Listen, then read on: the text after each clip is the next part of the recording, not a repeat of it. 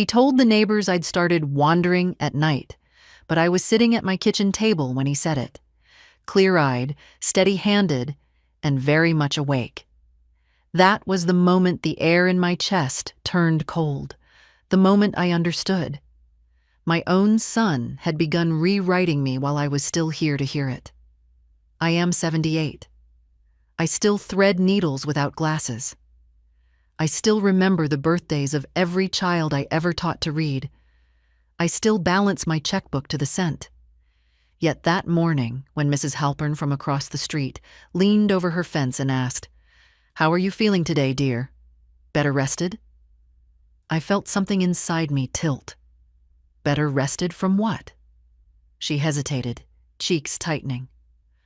"Oh, well, Paul mentioned you'd had a rough night."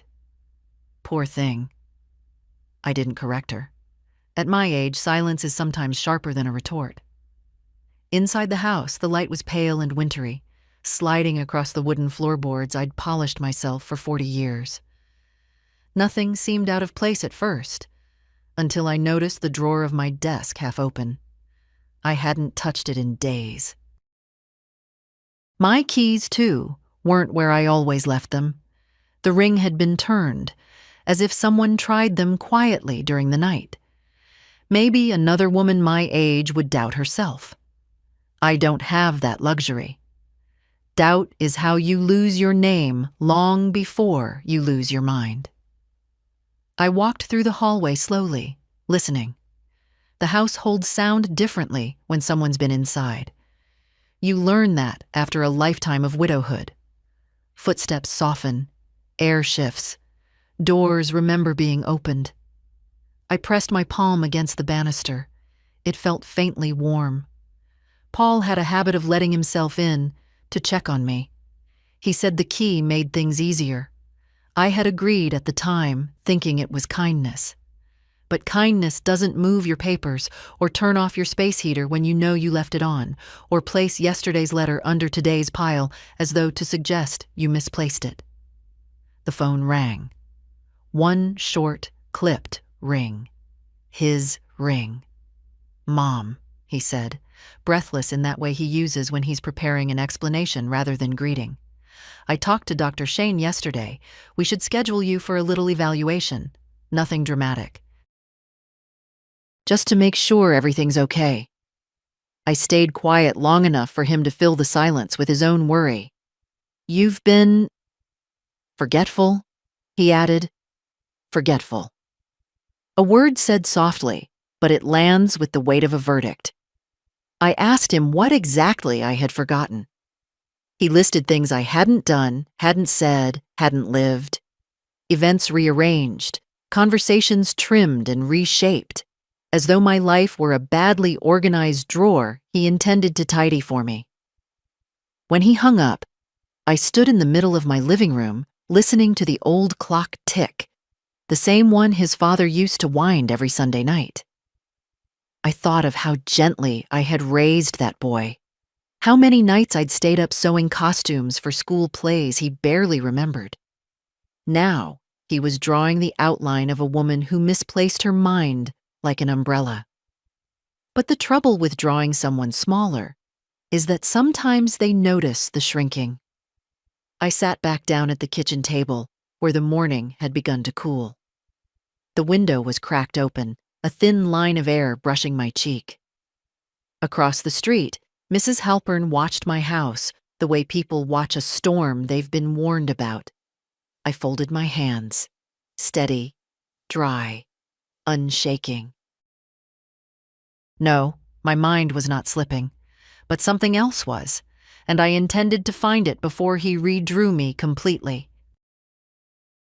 The next morning began with another small humiliation wrapped in politeness, the kind people think you won't notice because of your age. I was clipping dead leaves from my geranium when a young grocery clerk I barely knew shouted from the sidewalk, "Be careful out here today, Mrs. Harden. Your son said you had a dizzy spell last week." A dizzy spell. I haven't been dizzy a single day in 20 years. Even grief never managed to knock me off my feet. I thanked the boy gently. None of this was his fault. But inside, something tugged low in my chest. That's how reputations erode, not with accusations, but with concerned voices, with soft rumors wearing slippers. I went back inside and found another misplaced object. My reading glasses on the shelf above the stove, where I would never put them. I keep my habits tight, like knots sailors can trust. And yet, there they were, balanced in the place where Paul once said, "You really shouldn't reach so high anymore, Mom." I sat for a long moment, letting the quiet stretch across the house the way winter sunlight does. Long, thin, and revealing every bit of dust. My memory was fine. My balance was fine. Something else was shifting beneath me, like a floorboard that had begun to warp. By noon, the doorbell rang. It was Erin, my daughter-in-law, carrying a bag of groceries she hadn't been invited to buy. "Thought I'd save you a trip," she said brightly, stepping inside without waiting. Her perfume filled the hallway before her intentions did. "How are you holding up? Paul says you've been overwhelmed." Overwhelmed. Another word chosen like a decorative pillow.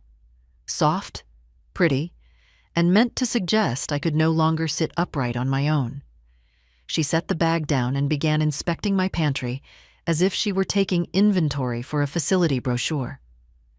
"You know," she said lightly, "it might be better not to live alone in such a big house. It's a lot for you. No shame in that. Maybe something smaller, safer." Safer for whom? I wanted to ask. Instead, I let her talk, watching her eyes more than her mouth. She never looked at me directly for long. Guilt has a way of blinking before a person does. She pulled out my tea jars next. "Chamomile expired? Peppermint too strong at your age? Oh, and this one."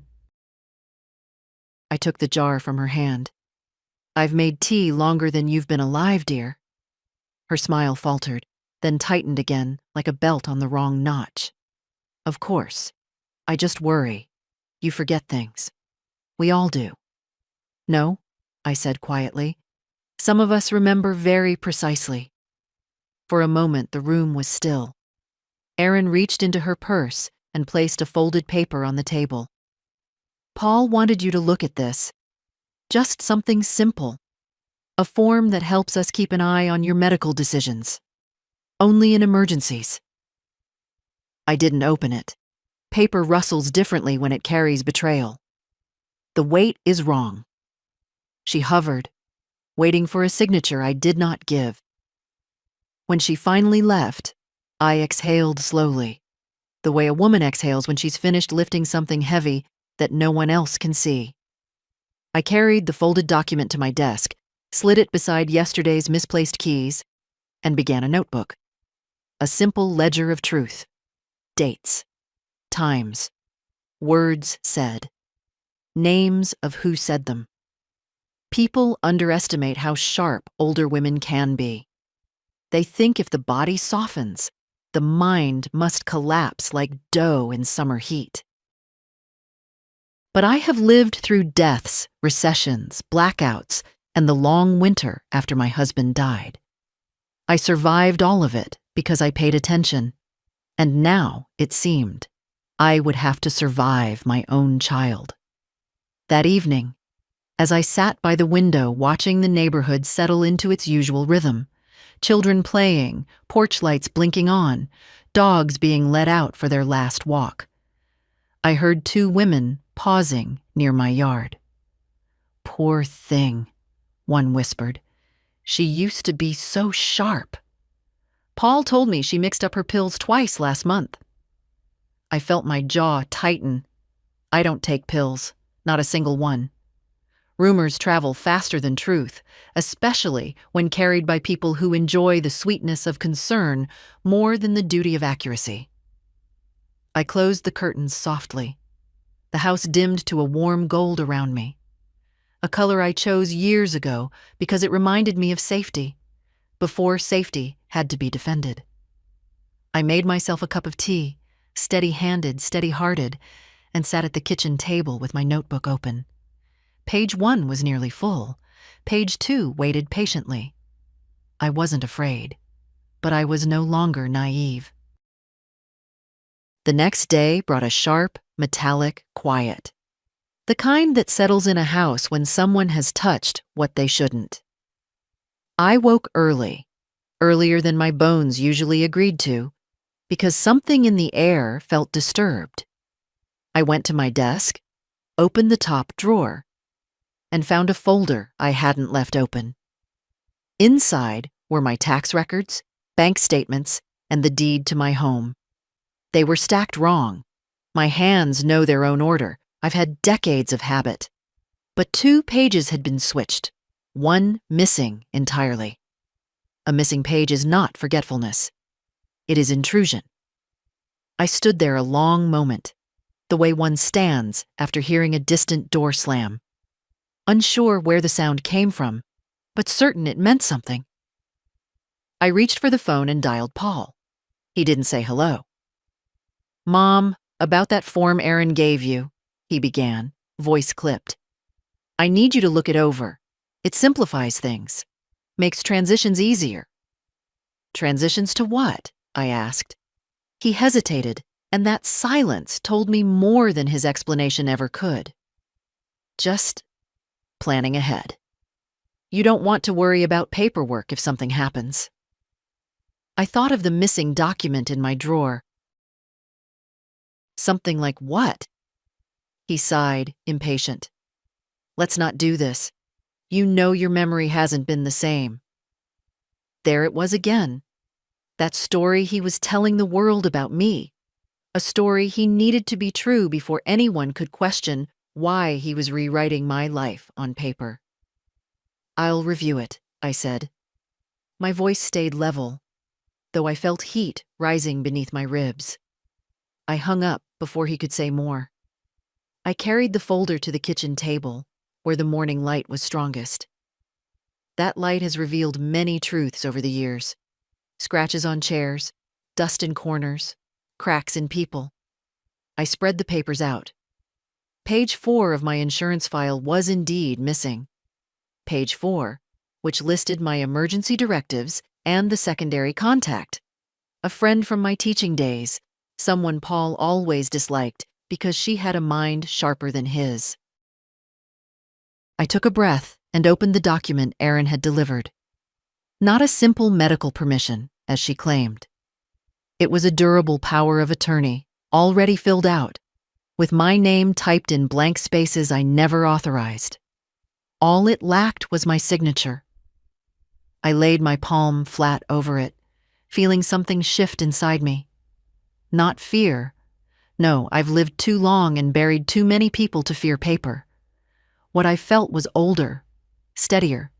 The awareness that someone you loved as a child has begun to love you only as a resource. I folded the document slowly, carefully, and placed it in my notebook. Evidence. Not accusation yet. Just evidence. By noon, the door knocked softly. A man in a charcoal suit stood there, holding a clipboard. "Mrs. Harden, I'm here on behalf of Larkin Wood Medical. Your son arranged a cognitive assessment." "My son didn't consult me," I replied. He gave a practiced smile. "It's routine at your age." "I didn't ask for routine." He shifted, uncomfortable. "It would help your family make decisions." I felt something cold slide through me, but my voice stayed calm. "Young man, I built a whole career teaching children how to distinguish facts from assumptions. I won't start confusing the two now." He left with a polite nod, but I watched him pause halfway down the walkway to text someone.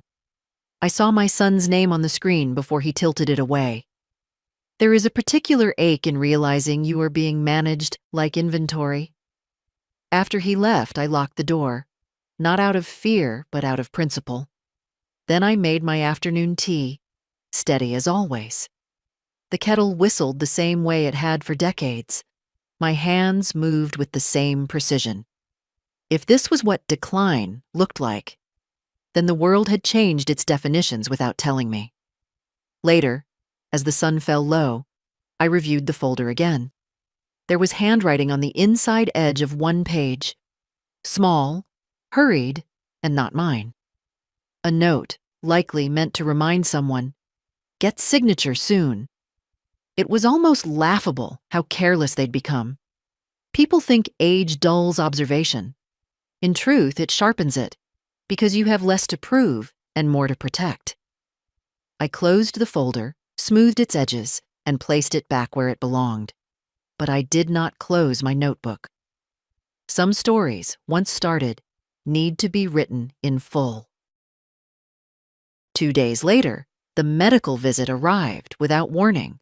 The sort of visit arranged by someone who assumes you won't question why a stranger is suddenly interested in your mind.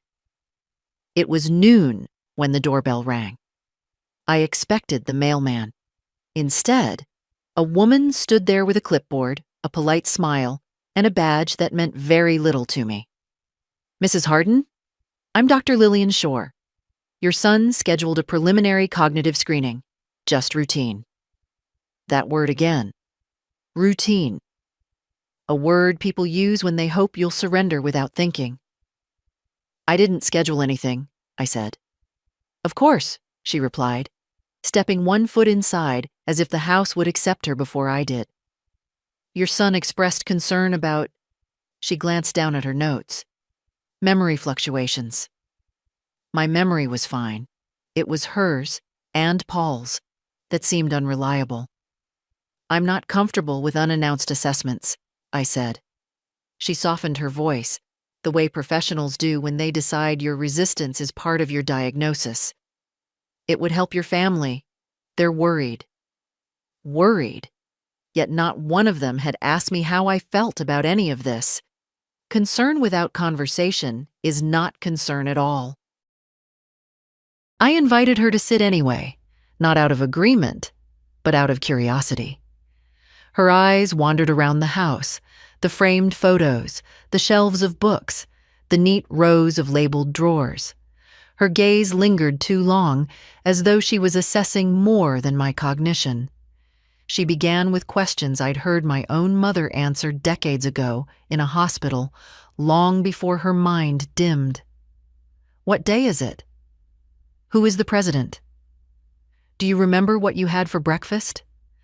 Her tone was gentle, but the assumption behind it was not. I answered each question clearly, without hurry, without trembling. The more I spoke, the more her pen slowed. Her expression shifted from expectation to something quieter. Doubt, perhaps. Then she asked almost casually, "Has anyone told you that you've been forgetting things? Misplacing items?" I held her gaze. Someone telling a story does not make it true. She blinked. That answer wasn't in her script. I gestured toward the kitchen. "Would you like to see how I organize my medications?" She nodded, and I opened a small drawer containing exactly 2 bottles. Vitamin D and a mild pain reliever I rarely touched. Both were clearly labeled, dates forward, lids clean. "Your son mentioned concerns." "Yes," I said. "He's mentioned many things lately." I didn't elaborate. Let her sit with that. After a few more questions, she closed her clipboard and stood. "Mrs. Harden, I don't see signs of cognitive decline. You're oriented, articulate, and attentive. I'll note that." Her voice carried a hint of something else. Something like apology. But apologies without responsibility are as light as feathers. They flutter and fall without landing anywhere meaningful. As I walked her to the door, she lowered her voice.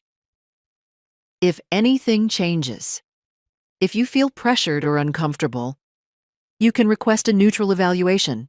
You don't need family permission for that." So she had sensed it. Not the details, but the shape of something wrong. "I'll remember," I said. "And I will. Remembering has never been my weakness." When she left, I sat in my favorite chair by the window, watching her car pull away. The assessment hadn't been for my benefit. It had been designed to confirm a conclusion someone else had already drawn. But it had failed, and I took that as a quiet victory. Still, victory did not change what I found that evening. In the hallway cabinet, a cabinet no one but Paul ever touched, I found my insurance file again. This time, page 4 was not missing. It was replaced. A new page, freshly printed. My signature had been scanned and placed at the bottom. Only it wasn't mine. Or rather, it was mine, but lifted from another document entirely. My hand is steady, but it does not repeat itself. No signature ever does. I sat down at the dining table and looked at the forgery for a long time. The lines were almost perfect. Almost. But age teaches you to see small differences. The angle of a loop, the pressure on a downstroke, the way ink settles. Someone thought I wouldn't notice. Someone believed the version of me they'd been describing aloud. Confused, soft, fading. But I am none of those things. I placed the forged page carefully into my notebook. The house felt different now, not unsafe, but watched, as though I were living inside someone else's plan. I closed the curtains, not out of fear, but out of clarity. People had begun drawing a version of me that did not exist. And if they insisted on drawing, I would have to show them just how wrong their picture was. The house had always been a place that held its breath softly, the way old homes do when they've watched a family grow and drift. But over the next few days, the silence changed. It felt interfered with, as if the air remembered hands that were not mine. It began with small disappearances. My pearl earrings, the ones my husband gave me the year before he died, gone from the dish where they lived for 30 years. I searched the obvious places, then the drawers I rarely opened. Nothing. Next, a grocery receipt I had kept to compare prices. Missing. Not valuable, not sentimental, but mine, and misplaced only by someone who wanted the illusion of forgetfulness to appear natural. Then, on Saturday morning, I found my electric bill tucked behind a stack of old magazines in the hallway cabinet. The bill had been opened and folded again. Not my folding. I creased paper differently, inward first, always. For a moment I stood there, the bill in my hand, feeling something old and steady rise inside me. The same steadying force I had felt the night I drove myself to the hospital when my husband collapsed. The same force I felt when I walked into my first classroom at 22. Not courage exactly, but clarity. Someone was constructing a version of my life without my consent. In the afternoon, Erin appeared again. She knocked softly, as if politeness could hide her purpose. This time she carried a small plastic organizer. "I thought this might help," she said, stepping inside before I could accept or decline. "A pill sorter. Monday through Sunday. They're a lifesaver at your age." I looked at the empty compartments. "I don't take pills." She laughed lightly. "That's the point. You forget to." "I forget nothing," I said. Her smile froze just enough for truth to slip between us. She set the sorter on my kitchen table, right on top of yesterday's newspaper, as though claiming territory. "You know," she continued, opening my refrigerator, "you've rearranged things oddly. Milk on the top shelf? You never did that before." "I didn't rearrange anything." "Well," she said, closing the door with a gentle thud, "memory habits shift." She paused, watching me with that expression she wore when deciding whether to speak plainly or pretend to be kind. "It's nothing to be ashamed of, Margaret. I told Paul we'd help you through it." "Help me through what?" The story they kept telling each other until it became real enough in their minds to justify every intrusion. When she left, the house felt smaller, as if her perfume clung to the walls. I opened the windows to let the cold air in. Winter air tells the truth. It doesn't hide human intentions. Later that evening, while sorting laundry in my bedroom, I noticed a faint scratch on the lock of my wardrobe. Not deep enough to break the wood, but new. I touched it lightly. A thin, sharp line, made by impatience or by someone who didn't want to be caught, opening what didn't belong to them. My hands did not shake. Fear is an indulgence I've learned to put aside. I retrieved my notebook and wrote everything down. Earrings missing, bill moved, wardrobe scratched, pillbox delivered. Dates, times, descriptions. If they wanted to say I was losing track of things, I would keep track of them with the precision of an archivist. Before bed, I checked the front door. The deadbolt was turned halfway. Not fully locked, not fully open.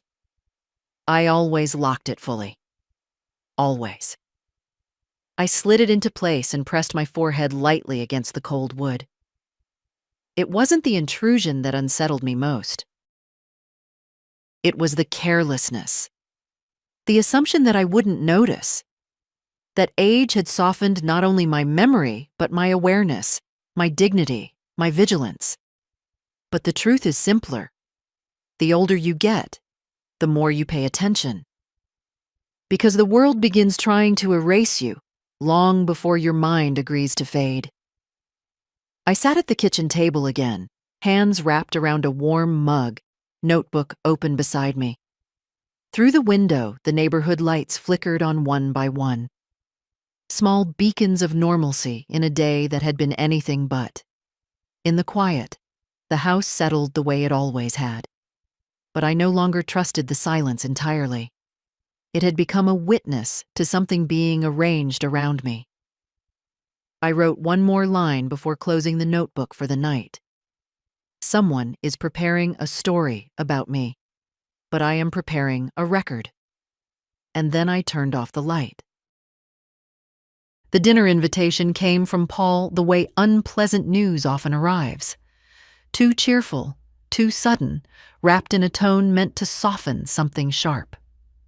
"Just a simple family meal, Mom," he said on the phone. "We want to talk about a few things, that's all." Talk. People rarely announce good conversations. By late afternoon, I stood in front of my mirror, smoothing the sleeves of a sweater I'd worn for years. At my age, vanity shifts into something quieter. Not the desire to impress, but the insistence on appearing as you truly are. I would not show up looking frail. I tied my hair back, put on my coat, and walked to his house with steps steady enough to silence any rumors. Inside, the warmth was forced, like the heat turned too high. Erin greeted me first. Her smile was polite in the way of someone welcoming a witness, not a guest. Paul hovered near the kitchen doorway, shoulders stiff.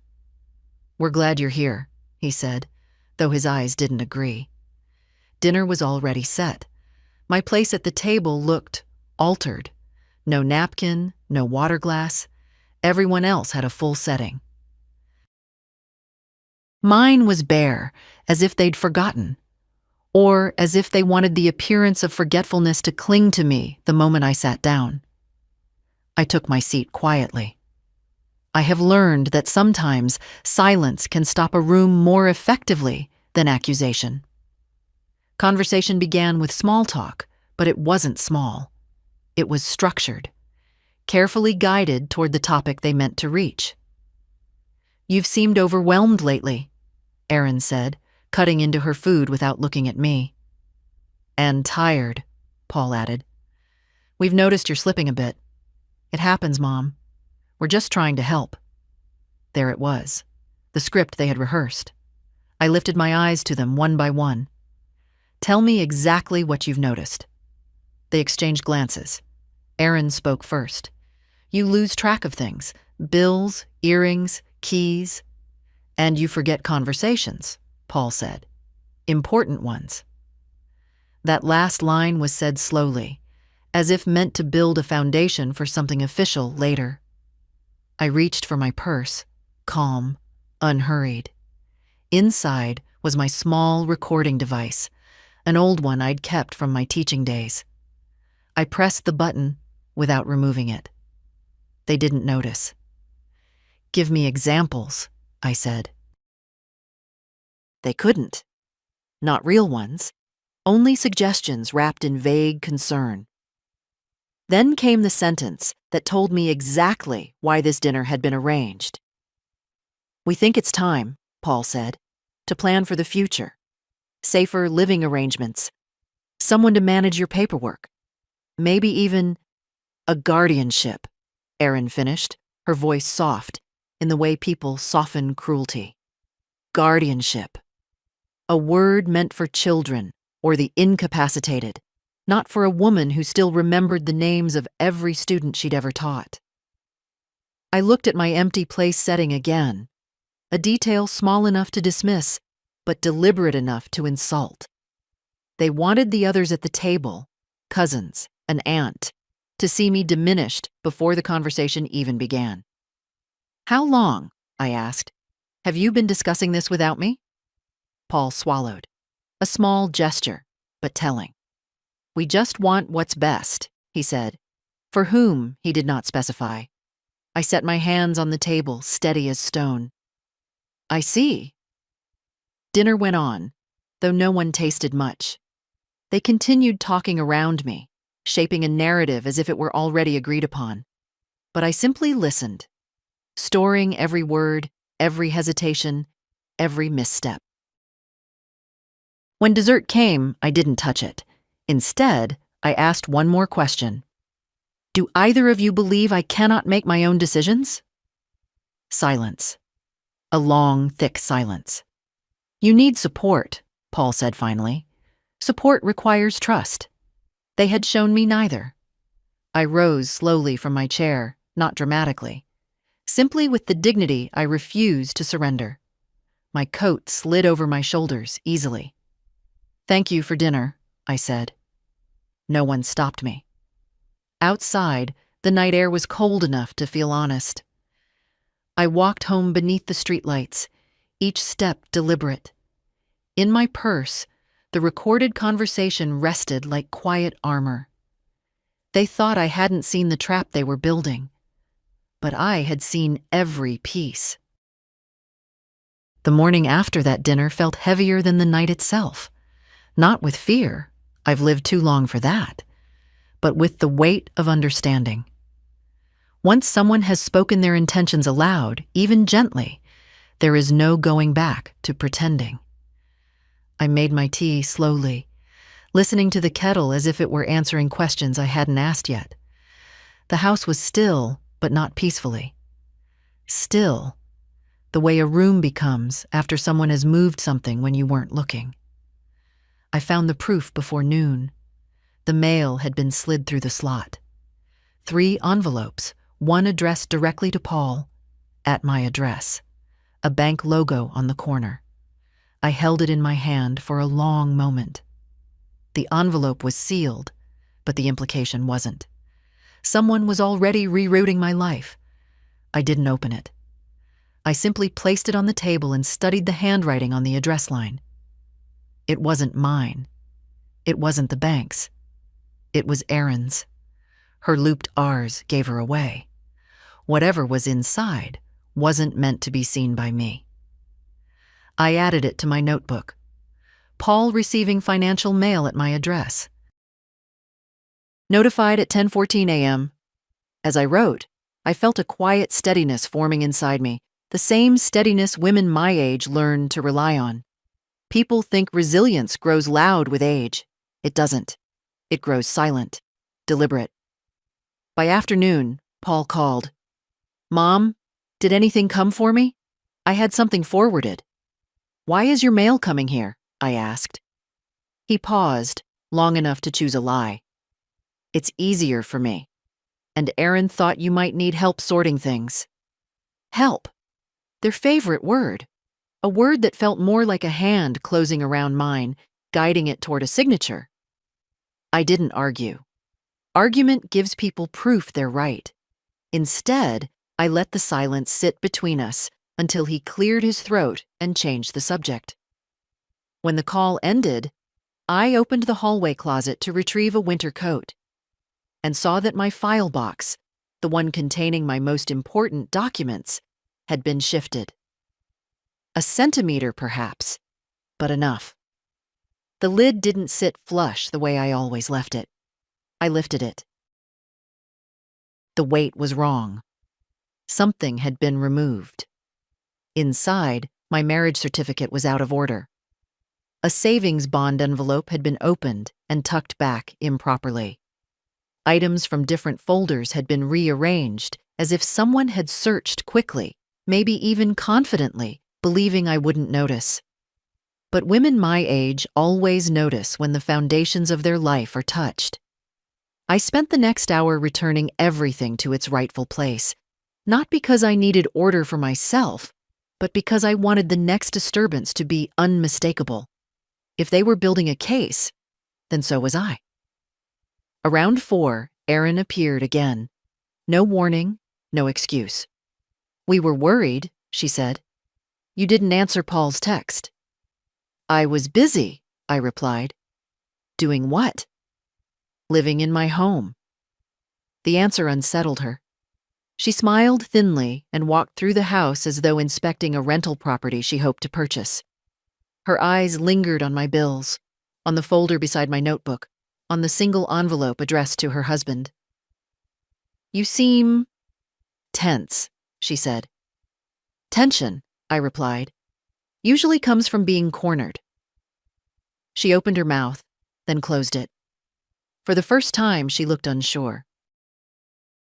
I watched her carefully. People reveal their intentions not just through words, but through what they can't explain. When she left, I stood in the doorway watching her hurry down the steps. She didn't glance back. People acting in honesty look back. People acting in secrecy do not. I locked the door and sat in my chair by the window. The late afternoon light reached across the living room floor, the same as it had for 4 decades. But I felt the house preparing itself, as if it knew I might need its walls as witnesses. I opened my notebook again and wrote slowly, clearly. "They are accelerating.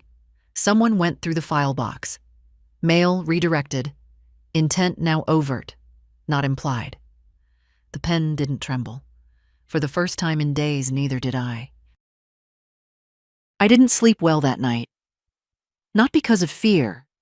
Fear fades with age, the way sharp pains soften into aches. But because the house creaked differently, as though it had begun to expect things of me, or perhaps warn me. By morning, I had made a decision. Not a dramatic one. Just the kind of decision a woman makes when she's been pushed toward a wall and remembers she still has strength in her back. I called Tom Bennett, a former student of mine who had gone on to become an attorney. I hadn't seen him in years, but I remembered how carefully he listened as a boy, always leaning forward in class as if truth were something one could catch with both hands. He remembered me immediately. "Mrs. Harden, are you all right?" A simple question, but asked with the suspicion that I might not be, a suspicion planted by someone else. "I'd like to see you," I said. "Today, if possible." His tone warmed. "Of course. Come by at 2, and take your time getting here."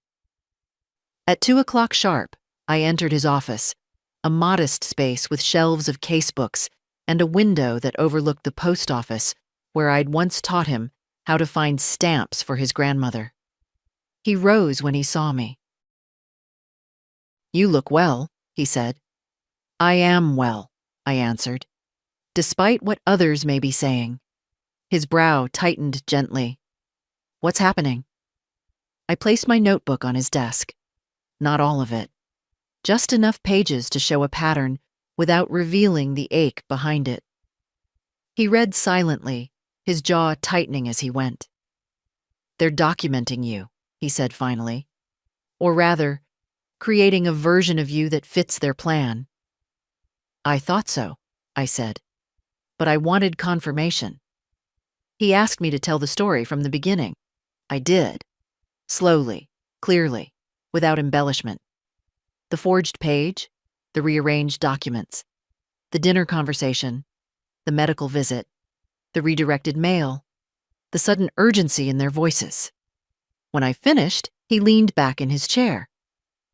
Mrs. Harden, everything you've described fits a pattern of attempted guardianship without grounds. If successful, they'd control your assets, decisions, even your movements. I know, I said quietly. That's why I'm here. You're mentally sharp, he continued. Very sharp. They don't have a legal basis, but they might create one if you're not careful. I looked at the window. Outside, a woman was lifting a child into a car seat. Small, everyday tenderness. I felt a pang thinking of Paul as a boy, climbing into our old sedan with sticky hands and a laugh that didn't know how to hurt. There's something else, I said. I found a document with my signature copied onto it. Tom straightened. Do you have it? I handed him the page. He held it up to the light, tracing the edges with his thumb. This is a digital lift. Clean, but not clean enough. It's fraud, Margaret. He rarely used first names. I let the moment settle between us. What do? I asked. You need protection, he said. Not from them physically, but from the power they're trying to take. The first step is securing your estate so they cannot touch it. A trust. A revocable living trust that names you as the sole controller while you're alive. And after? That's your choice, he said. But they cannot access it during your lifetime, not even with a guardianship petition. I nodded slowly. I want that. He began gathering forms, speaking in steady, deliberate tones. We'll draft it today, then we'll document everything, every irregularity, every intrusion. If they attempt anything formal, we'll have a record ready. I felt a long breath leave me. Not relief exactly. Something quieter. Something like standing on firmer ground after weeks of shifting sand.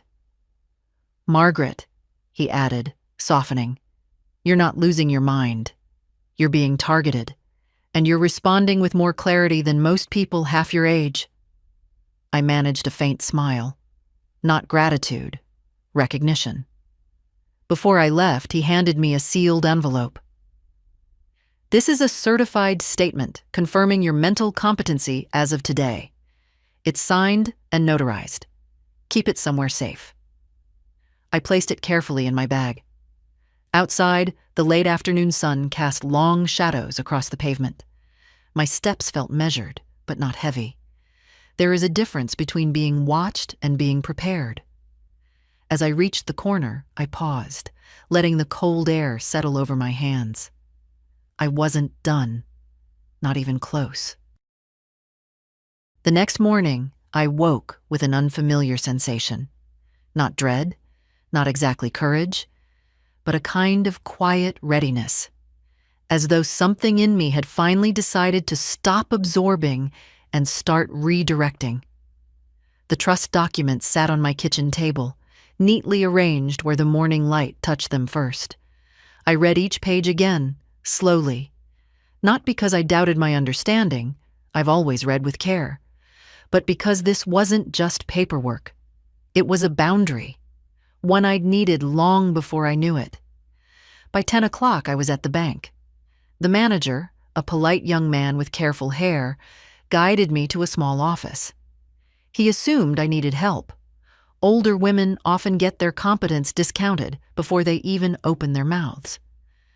I let him run through his rehearsed explanations until he realized I followed every sentence.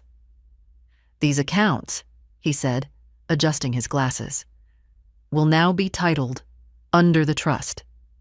You remain the sole trustee. No one else can withdraw, alter, or close them.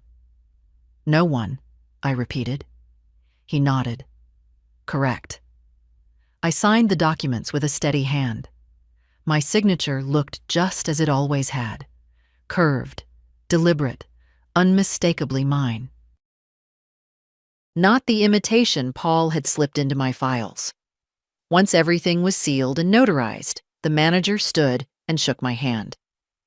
If anyone tries to make changes without your authorization, the system will flag it, and we will contact you directly. Good, I thought. Let the system carry some of the weight for once. On my way out, I noticed a woman from the neighborhood near the teller line. She looked at me the way people do when they've heard whispers. "Are you all right, Margaret?" she asked, voice low. "Perfectly," I said. "I just had some business to attend to." The truth, spoken plainly, unsettles people who expected frailty. When I arrived home, the air inside felt calmer. Papers where they should be, drawers as I'd left them. But calm, I've learned, can also mean preparation. I set the sealed trust binder in the drawer of my writing desk, second slot down, a place no one touches but me. Then I opened my notebook and wrote, "Trust established. Bank notified. Documents secured." Small sentences, but together they formed a shield. Around mid-afternoon, Paul called. "Mom, I was thinking, maybe we should look at assisted living options together. There's no pressure, just planning." Planning, his favorite word lately. "That won't be necessary," I said. "Why not?" "Because I've already made arrangements." Silence, the kind that carries panic just beneath the surface. "What arrangements?" he asked. I let the quiet stretch, not to punish him, but because it was the first time he had truly asked rather than told. "My financial affairs are settled," I said. "You won't need to manage anything." He exhaled sharply. Surprise, frustration, maybe even fear.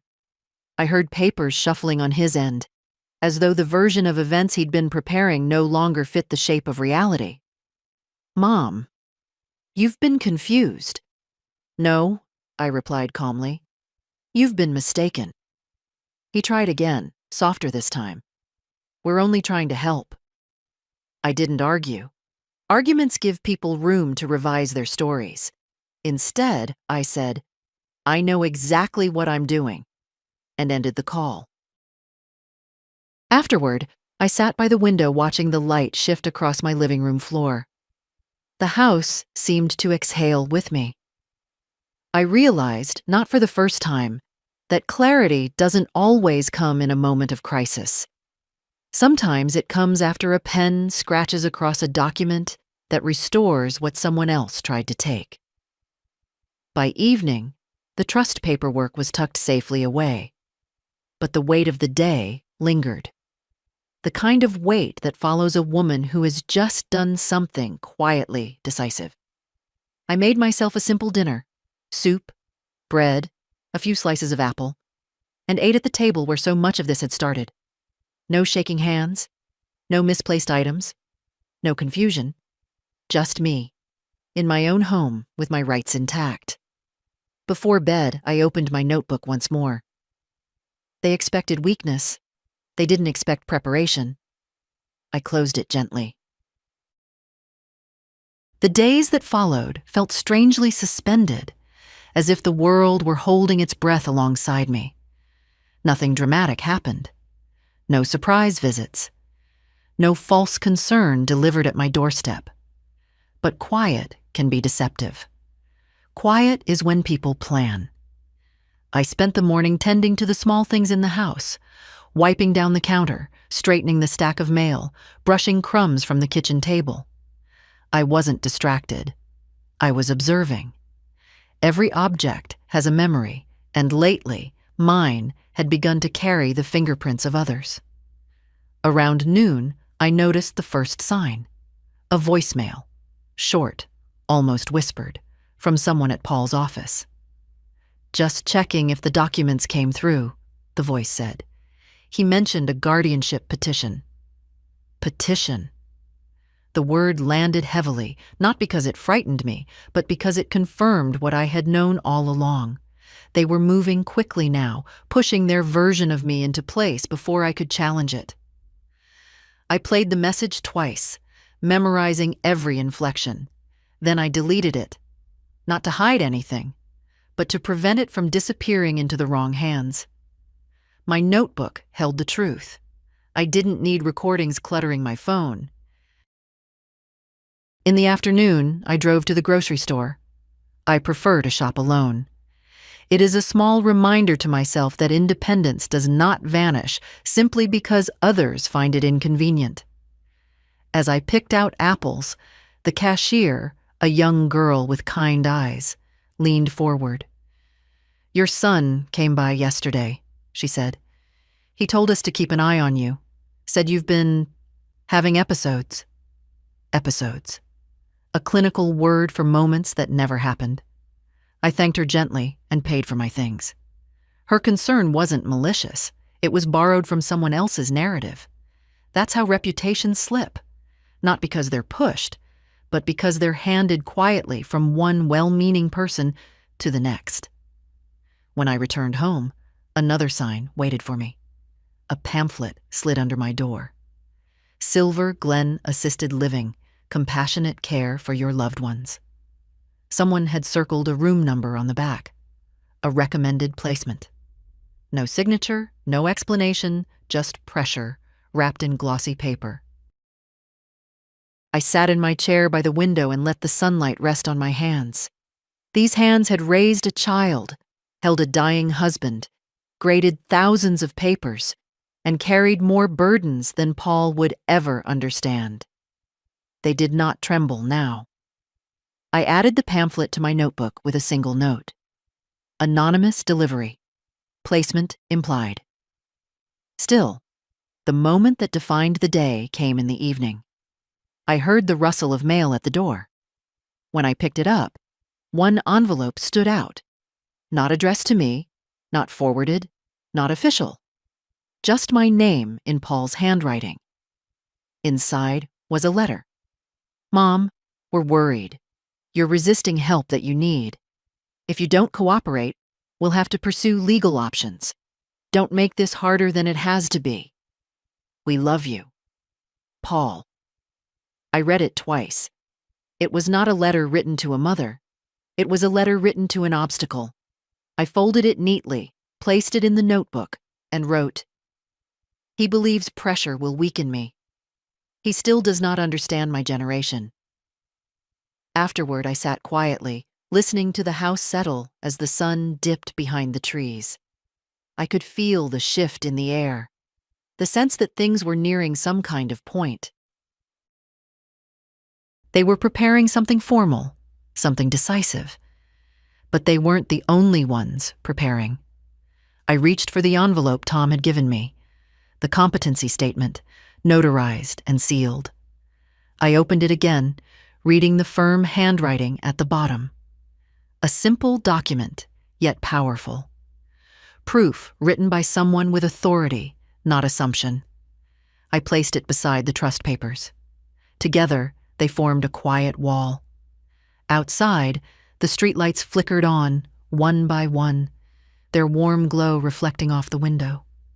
I watched them for a moment, letting their steady light settle into me. They were escalating, but so was I, with more clarity than panic, more focus than fear. I closed the curtains gently. Tomorrow, I thought, would bring the next step. The day they chose for the discussion about my future arrived with a thin gray sky, the kind that presses down without rain. I dressed with deliberate care, not to impress them, but to remind myself that dignity is a kind of armor. A soft blouse, a cardigan I'd mended twice, trousers without a wrinkle, nothing extravagant, just clean lines, steady colors. When I reached Paul and Erin's house, I saw more cars than I expected. Family cars, a neighbor's sedan, even Dr. Shore's compact car parked near the curb. So this wasn't a talk, it was an arrangement. Inside, the living room had been organized like a meeting, chairs in a circle, papers stacked on the coffee table, Erin moving briskly, as if preparing for a presentation, Paul pacing, his jaw tight. A few relatives sat stiffly, unsure why they'd been summoned but unwilling to appear uninformed. I stood in the doorway for a moment. No one offered me a seat. Finally, Aunt Marion rose and fetched one from the kitchen. "Sit here, Margaret," she said softly. I thanked her, not for the chair, but for the recognition. Paul cleared his throat. "Mom, we're all here because we care about you." Care. A word that had been stretched thin these past weeks. He continued, "We've noticed changes, memory issues, confusion, difficulty managing the house. It's time to consider support systems before something catastrophic happens." He used the word catastrophic as though my continued independence were a threat. Aaron slid a stack of documents toward the center of the table.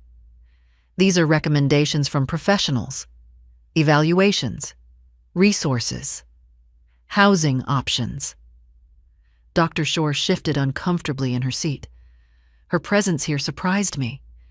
She didn't look at me. She looked at the papers, at her hands, anywhere except my face. Someone had pulled her into this without telling her the whole story. A cousin spoke next, hesitant. "We're just worried you might hurt yourself accidentally." "I haven't," I said calmly. "But you could," Aaron replied. The room leaned in, waiting for me to falter, to fumble, to forget.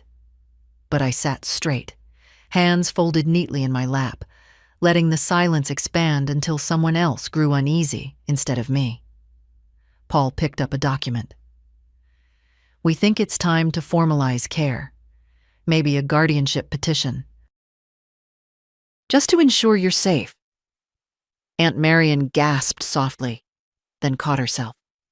She looked at me, and in her eyes I saw something rare in this gathering: doubt in their story.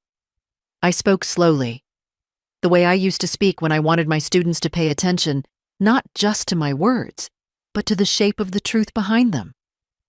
"What exactly?" I asked. "Have I done that proves I cannot make my own decisions?" Erin opened her mouth, but Paul cut in. "Mom, this isn't about a single moment. It's about decline. It happens before people notice it themselves." I nodded, as if considering this. The room quieted, waiting for what they assumed would be resignation. Instead, I said, "I see." It was all I said. Because sometimes the most powerful thing a person can do is refuse the role they've been assigned. I sat back and folded my hands again, letting their documents sit untouched on the table between us. They had come prepared to explain my life to me, but I had come simply to observe the lengths they were willing to go. For a long moment, no one spoke. The room was thick with expectation, the way air grows heavy before a storm not yet willing to break. Paul shifted first, papers in hand, as if rearranging them might rearrange me too. "Mom," he began carefully, "we need to move forward. Everyone agrees." Everyone. A convenient word people use when they want the weight of a crowd behind their choices. Aunt Marion cleared her throat. "I don't agree, Paul. She seems perfectly able to speak for herself." Aaron gave her a small, polite smile that held no warmth. "This is hard for families. Denial is common." Dr. Shore finally spoke, her voice more uncertain than I'd ever heard it. "I didn't recommend guardianship. My assessment didn't indicate impairment." Paul turned sharply toward her. "We talked about this. You said there were concerns." She lifted her chin. "Concerns are not evidence." A flicker of irritation crossed his face, quick but unmistakable. I reached calmly into my handbag. The room stilled, curious. I withdrew a small folder, unassuming, thin, but holding the shape of the truth they had tried to reshape. "I brought something," I said. Paul inhaled sharply. Aaron's eyes narrowed. I placed the first document on the table, the notarized competency evaluation Tom had given me. The crisp seal caught the light. "This," I said quietly, "is a professional statement confirming my mental fitness. Dated last week." A murmur rippled across the room. Paul didn't touch it. Next, I laid down the forged page, the one bearing my signature, lifted from another document. "This," I continued, "appeared in my files without my knowledge." Erin leaned forward, color rising in her cheeks. "Are you accusing us of—" "I'm showing what I found," I said. "Nothing more." Then I brought out my notebook. Not the full thing, only selected pages, each dated, each containing observations written in a hand that did not waver. I opened it to the page documenting the pill organizer, the rearranged mail, the bank envelope addressed to Paul at my home. "These," I said, tapping the notebook gently, "are facts, not feelings, not impressions. Facts." Aunt Marion looked from the pages to Paul, her lips tightening. Dr. Shore watched him too, a crease forming between her brows as if something she had doubted privately was unfolding in plain view. Paul swallowed. "Mom, you're misunderstanding." "No," I said. "I understand perfectly." He opened his mouth again, but the certainty in my voice stilled him. I took out one final item, the small recording device. I didn't need to play it. Simply placing it on the table was enough. His face drained, and Erin's expression hardened into something defensive, nearly brittle. A cousin whispered to no one in particular, "What exactly were you planning, Paul?" He didn't answer. I sat back in my chair, not triumphant, simply done with pretending I didn't see what had been happening. "This meeting," I said, "was meant to demonstrate my decline. Instead, it has shown my clarity." The room fell silent again, but it was a different silence now. Not expectant, not heavy with manipulation, but exposed.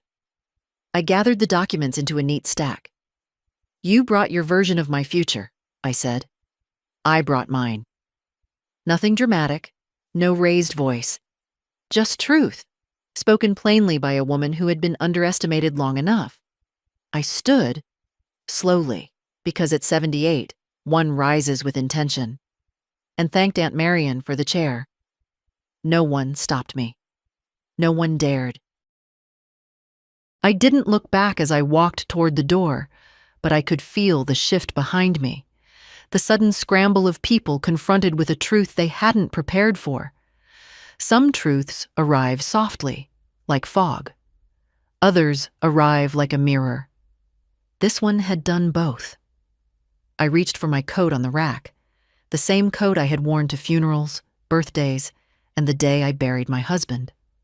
A coat remembers things. This one remembered strength. Before I slipped it on, Tom stepped into the doorway of the living room. He must have arrived quietly, exactly as we'd planned. "Am I late?" he asked, voice even, polite.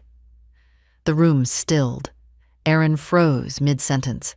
Paul's shoulders tightened the way they did when he realized he was no longer controlling the story. I nodded once. "Right on time." Tom introduced himself to the others, his tone efficient without being sharp. "I'm Mrs. Hardin's legal counsel." That sentence alone rearranged the room. Erin recovered first. "This is a family meeting. We didn't authorize a lawyer." Tom didn't blink. "My client did." He placed a thin folder on the coffee table beside the stack of documents they had prepared for me. "I've reviewed the materials presented today, those shared openly, and those found privately in Mrs. Hardin's home. Some raise serious legal concerns." Paul's voice cracked slightly. "Concerns? About what?" Tom opened the folder. "Forgery, for one. Coercion, for another. Manipulation of personal documents. Potential financial exploitation of an elder. These are not small matters." A cousin shifted in her seat. Someone muttered, "Dear God," under their breath. Erin tried to rise, but her legs barely carried her. "This is ridiculous. We were helping her. She's confused. Tom cut her off gently. "Mrs. Harden has passed every cognitive assessment, including one I arranged to be administered independently. She has full legal capacity. Any petition claiming otherwise would be dismissed and investigated." Paul's face drained to ash. "You're twisting this. She's been acting," I repeated quietly, "or noticing." My voice wasn't loud. It didn't need to be. Dr. Shore finally stood. She smoothed her hands over her coat. "I need to say something." Her eyes moved from me to Paul. "I filed an addendum this morning confirming Mrs. Harden's mental clarity.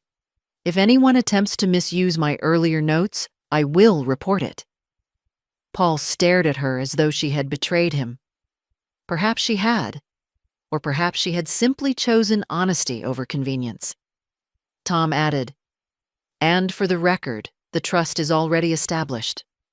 Mrs. Harden's property and finances are fully protected. Any attempt to access them would trigger automatic review." Silence fell. Heavy. Final. Not the expectant silence from before. This was the silence of plans collapsing. I put on my coat slowly, button by button, the way women of my generation learned to armor ourselves without steel. "Margaret," Aunt Marion whispered, "you don't have to stay here." "I know," I said. I stepped toward the door. No one blocked my way. Even Erin stepped aside, her eyes darting, calculating futures that no longer involved my home, my accounts, or my silence. As I reached the threshold, I paused. Not for them, but for myself. "You tried to make me small," I said softly, "but I haven't forgotten who I am." No one answered. Some truths do not invite reply. I walked out into the gray afternoon, the cold air meeting my face like an old companion. Behind me, their voices rose. Confusion, frustration, blame passed back and forth, like a hot pan no one wanted to hold. But those voices were no longer mine to manage. I closed the gate behind me with a quiet, final click. The air outside carried a thin winter bite, the kind that wakes a person more fully than coffee ever could. I walked home slowly, feeling each step settle something inside me that had been unsettled for weeks. My house came into view, modest, aging in places, but unmistakably mine. It stood there, as if relieved to see me return on my own terms. When I unlocked the door, the familiar scent of cedar and old books drifted toward me. I set my coat on the hook, the same hook my husband once used, and paused in the entryway. The house felt different now, not watched, not disturbed, simply waiting. I put the kettle on, the motion so ordinary it felt almost sacred. While the water heated, I walked through the room slowly, touching the back of a chair, straightening the edge of a picture frame, smoothing the blanket draped across the sofa. Each gesture reminded me that I had not lost anything. Not my mind, not my home, not my place in the world. By the time I sat down with my tea, the silence had become companionable again. The kind of silence I had earned. Not long after, there was a knock. Not urgent, not forceful, almost hesitant. I opened the door to find Dr. Shore standing there, her hands tucked into her coat pockets. "I hope I'm not intruding," she said. "I was on my way home." "You're not intruding," I replied. "Come in if you'd like." She stepped inside and looked around, taking in the neatness of the house, the order, the calm. "I needed to tell you something," she said quietly. "I didn't feel right being there today. They tried to use my name to support something I didn't believe." "I know," I said. "I saw it on your face." She gave a small, sad smile. Families can lose themselves in fear. They convince themselves they're doing the right thing, even when they aren't. Fear isn't an excuse, I said gently. Not when it comes at the expense of someone else's life. She nodded. I filed a statement this evening clarifying my position. Not because of them, because of you. You deserved honesty. I thanked her, genuinely. Honesty is a rare currency. After she left, the house dimmed as the day sank away. I turned on a lamp and sat at the kitchen table, my notebook open. I didn't need to write much anymore. The story had shifted. The danger had exposed itself and backed away. Still, I wrote a single line. Today, they saw me. Not the version they invented, me. As the evening deepened, I allowed myself to think of Paul and Aaron. Not with bitterness. Age sands down bitterness the way the sea wears down stone. But with a quiet, weary understanding. They hadn't wanted my decline. They had wanted the convenience of a woman who couldn't refuse them. And when I refused, they mistook it for defiance instead of autonomy. People often forget that older women have lived entire kingdoms of life before anyone tries to reduce them to burdens. Before bed, I walked through the house one more time, switching off lights, feeling the calm return to each room. When I reached the front window, I paused. Across the street, a car sat idling. Paul's car. He didn't step out. He didn't call. He simply sat there in the dark, perhaps waiting for guilt to instruct him. For a moment, I considered going out. But then I let the curtain fall gently back into place. Some conversations can wait. Some truths must settle before they can be spoken. I turned off the final lamp and let the house breathe around me. Tonight, it felt like a home again. The next morning arrived pale and calm, as if the sky itself were relieved. I woke before the sun, not from worry, but from the simple habit of a long life. The house was still, but no longer in that uneasy way. It breathed with me, not around me. I brewed my tea and stepped out onto the porch. The air was cold enough to sting my cheeks, but it felt honest. Birds were beginning to stir in the big oak across the street, the one Paul used to climb when he was small. I watched them lift and shift among the branches, unbothered by the world below. It struck me how life continues, even when people try to rearrange it for you. A little after 10, Paul walked up the driveway. His steps were slow, hesitant. He looked older than he had the day before. Not in years, but in certainty. He didn't have papers with him this time. No pamphlets, no rehearsed tone. Just hands shoved into his coat pockets, shoulders sagging under the weight of a plan that had collapsed. I didn't invite him inside. I didn't need to. We stood on the porch, two adults who had forgotten how to speak plainly to each other.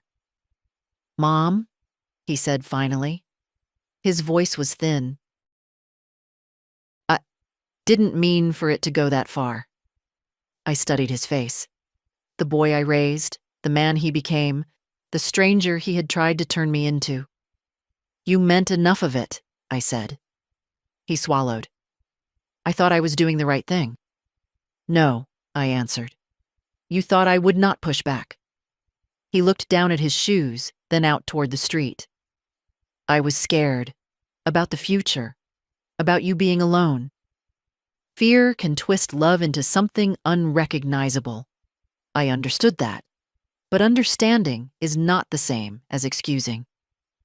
You don't protect someone by erasing them," I said. "You protect them by standing beside them, not over them." He nodded, slowly, as if each word landed somewhere he hadn't examined before. "I'm sorry," he whispered. For the first time in weeks, something in my chest eased. Not forgiveness. That takes time. But space. Space for something other than defense. "I'm still your mother," I said, "but not your responsibility to manage, not while my mind and my will remain my own." He nodded again, tears gathering, but not falling. I understand. Whether he understood fully or simply had nothing left to say, I couldn't tell. But he stepped back, gave me a small, uncertain smile, and walked away. Not defeated, but quieter. And that was enough for now. When he was gone, I sat on the porch swing and wrapped my hands around my mug. The world felt open again, not untouched, but intact. I looked at the street, the sky, the bare branches, and I felt something settle deep inside me. Not triumph, not victory, just dignity.